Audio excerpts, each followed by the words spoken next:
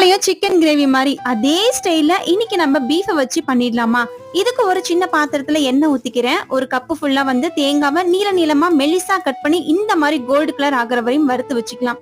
இப்போ அதே எண்ணெயில சோம்பு, சீரகம், பட்டை, கிராம்பு, பிரிஞ்சி இலை எல்லாமே சேர்த்துட்டு ஒரு கப் ஃபுல்லா சின்ன வெங்காயம் கட் பண்ணி வச்சிருக்கேன். கறி லீஃப் போட்டு உப்பு போட்டு வதக்கிக்கோங்க.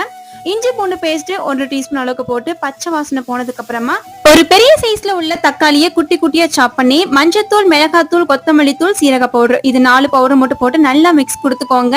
நான் ஆல்ரெடி பீஃப உப்பும் மஞ்சத்தூளும் போட்டு வேக வச்சிருந்தேன். அதோட கொஞ்சம் ஜூஸை மட்டும் இதுல ஆட் பண்ணி இந்த மசாலா எல்லாம் ஈவனா வர வரைக்கும் வேக வச்சுக்கலாம். இப்போ நல்லா தண்ணி சுண்டினதுக்கு அப்புறமா நம்ம ஆல்ரெடி வேக வச்சிருக்க இந்த பீஃபுமே இதுல ஆட் பண்ணி நல்ல மசாலாவோட ஒற்ற அளவுக்கு வதக்கி கொடுத்துட்டு கடைசியா நம்ம ஃப்ரை பண்ணி வச்சிருக்க இந்த தேங்காவுமே ஆட் பண்ணி லைட்டா பெப்பர் தூள் தூவிட்டு அப்படியே இறக்கி சாப்பிட்டு பாருங்களேன். பள்ளிப்பாளையம் கிரேவியை விட இந்த கிரேவி புதுசா இருக்கும். ட்ரை பண்ணி பாருங்க. நெக்ஸ்ட் வீடியோல பார்க்கலாம்.